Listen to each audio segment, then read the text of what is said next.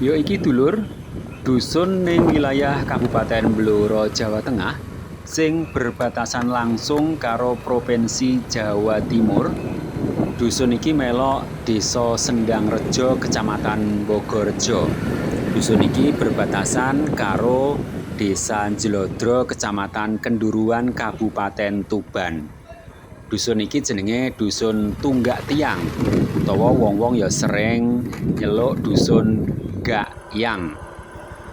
Nah, winginane pas dalan raya Jatirogo Blora dibangun dulur, yen pengin ngindari macet, para pengendara ya lewat dusun iki. Saka Desa Jlodro iso langsung lewat Tegal-Tegalan lan tembus Dusun Gakyang, Desa Sendangrejo.